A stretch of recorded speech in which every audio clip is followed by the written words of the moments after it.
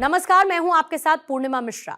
हमारे खास प्रोग्राम क्या कहते हैं नरेंद्र मोदी में आज आपको सुनवाएंगे पीएम मोदी का वो ऐतिहासिक भाषण जो उन्होंने 9 अप्रैल 2013 को पश्चिम बंगाल में दिया था। मोदी जी ने अपने भाषण में कहा कि कभी किसी एक छोटी सी घटना पर गुस्सा होना स्वाभाविक है, लेकिन नफरत, घृणा, अविश्वास की स्थिति इस देश में पहले कभी नहीं आई थी जो आज आई, और इसके लिए संपूर्ण रूप से कांग्रेस पार्टी जिम्मेदार है।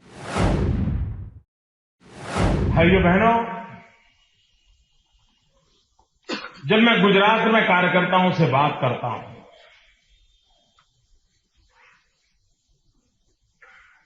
और आप जानते हैं मैं वर्षों तक संगठन के कार्य से जुड़ा था। संगठन के कार्य हेतु अनेक बार पश्चिम बंगाल का भी प्रवास किया था। कार्यकर्ताओं के साथ घंटों तक बातें करने का मुझे अवसर मिलता था। देश भर में संगठन के कार्य से भ्रमण करने का सौभाग्य मिला था। अब दायित्व बदल गया, उसके कारण मैं गुजरात में अपना शक्ति और समय लगा रहा हूं।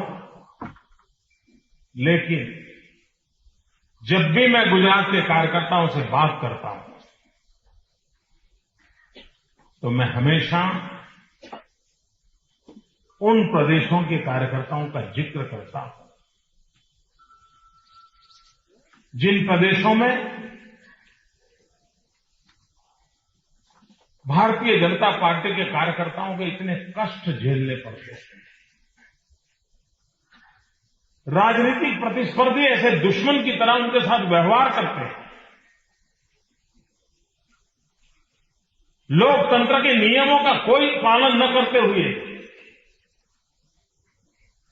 प्रतिपक्ष को खत्म कैसे करना, उसी के षड्यंत्र करते रहते हैं।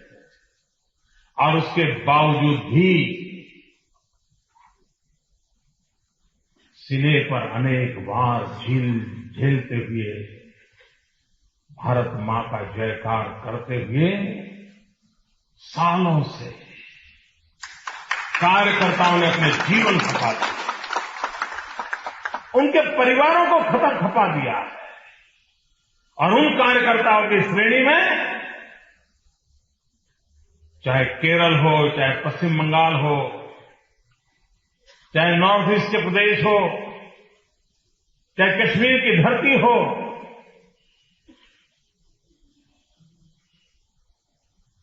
चाहे मेरा बंगाल हो, ये सब कार्यकर्ता देश भर के कार्यकर्ताओं की प्रेरणा होते हैं। प्रेरणा आपको लगता होगा कि गुजरात में 3 बार विजयी हो गए तो नरेंद्र मोदी कुछ बन गए। मित्रों, हम गुजरात के कार्यकर्ता आज भी आपके तप और तपस्या को स्मरण करके दौड़ने की ताकत पाते हैं।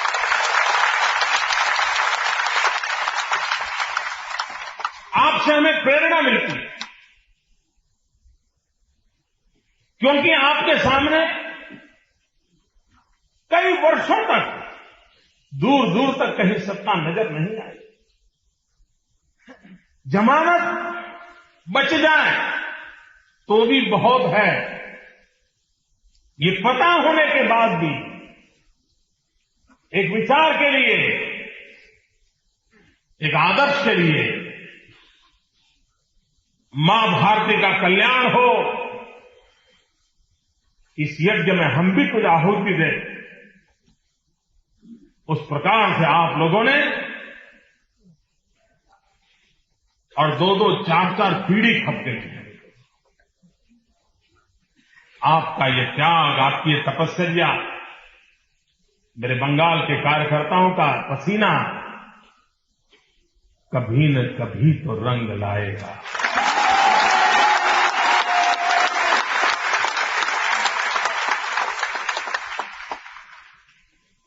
मुझे विश्वास है दोस्तों, ये आने वाले एक ऐसा समय आएगा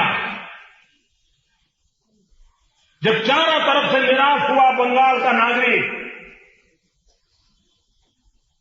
आपको सीने से लगाएगा, आपको सर आंखों पर बिठा देगा।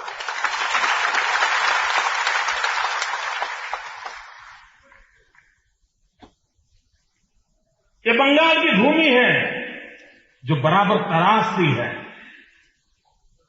और एक बार तरासने का बाद स्वीकार किया तो लंबे अरसे तक आपको अवसर भी देती है। इस भूमि की विशेषता, भाइयों बहनों, राजनीति ने अपना रूप बदल चुका है।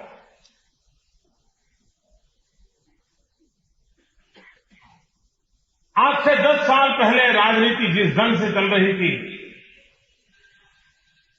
उस ढंग से राजनीति करना किसी के बस का रोग नहीं है।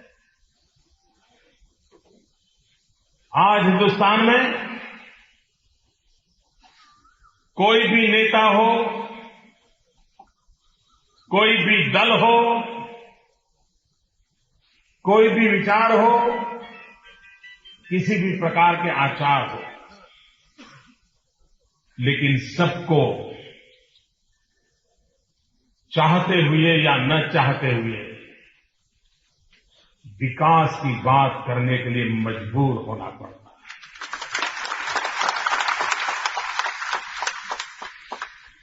जनता जनार्दन के सामने जाकर के विकास के मुद्दों पर विश्वास पैदा करने की कोशिश करनी पड़ती है। और भाइयों बहनों, मैं आज भारतीय जनता पार्टी के कार्यकर्ता के रूप में एक बड़े संतोष के साथ अपने साथियों के सामने सर झुकाकर कहना चाहता हूं, अगर हिंदुस्तान की राजनीति में ये मूलभूत परिवर्तन लाने का यश अगर किसी को जाता है तो गुजरात की धरती को जाता है।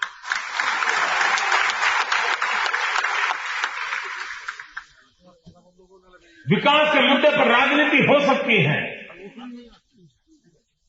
सामान्य मानवीय शासन क्यों बनाता है? सरकार किसके लिए होती है? कोई अमीर बीमार हो जाए तो उसको सरकारी अस्पताल की जरूरत होती है क्या? उसके घर तो दुनिया भर के डॉक्टर आकर के कतार में खड़े हो जाते हैं। अस्पताल की जरूरत होती गरीब के लिए। किसी अमीर के बेटे को पढ़ना है तो सैकड़ों शिक्षक आकर के घर के दरवाजे पर खड़े हो जाएंगे। सरकार का काम होता है गरीब के बच्चे को शिक्षा देना।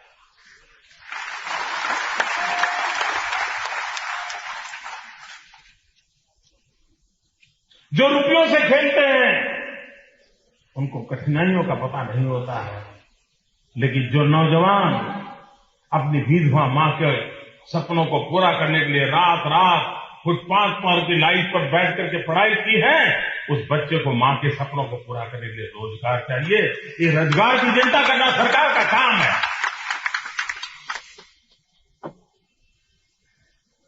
इन मूलभूत विषयों पर देश के शासकों को आने के लिए हमने मजबूर किया, और इसके कारण हर सरकार को हर पल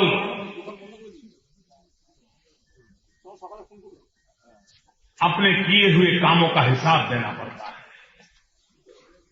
मित्रों, क्या कारण है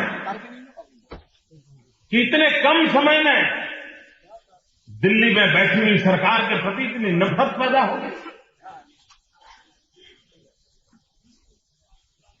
मीडिया के मित्रों ने दिल्ली की सरकार को कोई कम मदद नहीं की है।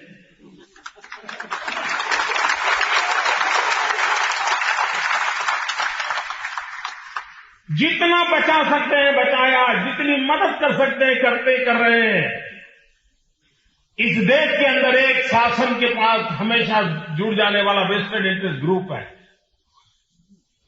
उन्होंने क्या कुछ नहीं किया इस सरकार की इज्जत को बचाने के लिए? ढेर सारी कोशिशें की है, लेकिन उसके बावजूद भी हिंदुस्तान के चप्पे चप्पे में, हिंदुस्तान के जन जन के मन में ये दिल्ली में बैठी हुई सरकार के प्रति नफरत क्यों है? इतना आक्रोश क्यों है? मित्रों, मैं राजनीति में तो बड़ी देर से आया, लेकिन सालों तक जिंदगी सांस्कृतिक सामाजिक कामों में लगाई थी, राजनीति में नहीं था।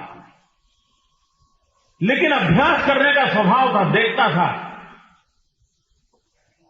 मित्रों, मैं अनुभव के आधार पर कहता हूं, एक राजनीति शास्त्र के विद्यार्थी के रूप में कहता हूं कि दिल्ली के तख्त पर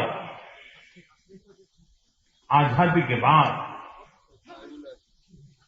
शायद ये पहली सरकार ऐसी है जिसके प्रति इतनी भयंकर घृणा और नफरत का माहौल है।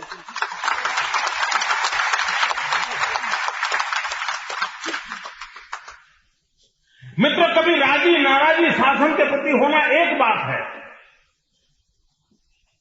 कभी किसी एक छोटी सी घटना पर गुस्सा होना स्वाभाविक है, लेकिन नफरत, घृणा, अविश्वास, ये स्थिति इसके पहले इस देश में कभी नहीं आई थी जो आज आई है। और इसके लिए संपूर्ण रूप से कांग्रेस पार्टी जिम्मेवार है।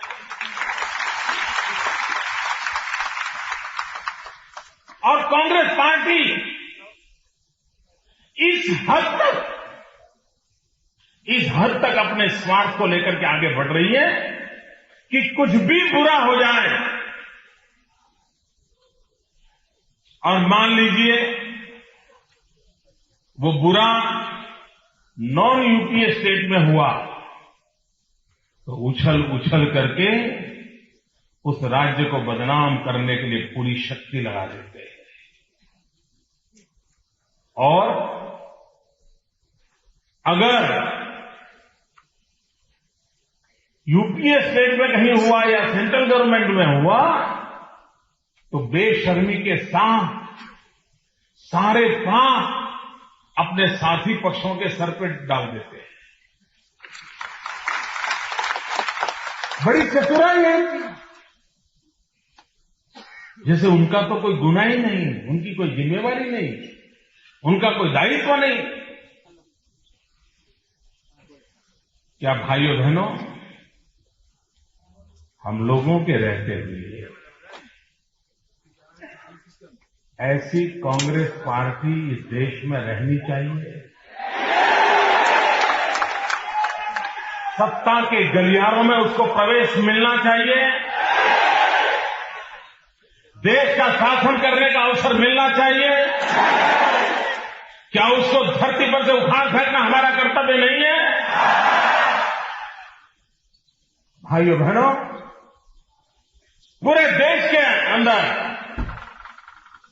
कौन सत्ता पे आए कौन ना आए इसके लिए नहीं, लेकिन देश को बर्बादी से बचाने के लिए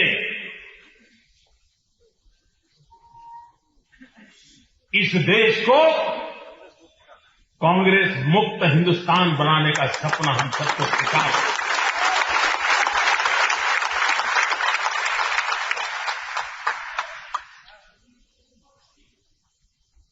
भाइयों बहनों, क्या कारण है कि चारों तरफ जब भी विकास की चर्चा होती है तो गुजरात का जिक्र होता है? क्या कारण? जो लोग गुजरात को प्रेम करते हैं, जो गुजरात के प्रति नाराजगी उनके दिल में नहीं है, वे लोग क्या कहते हैं? देखो गुजरात में ऐसा हुआ, देखो गुजरात ने क्या किया। और जिनको गुजरात पसंद नहीं है वे क्या कहते हैं? वो कहते हैं देखिए इसमें हम गुजरात से भी आगे हैं।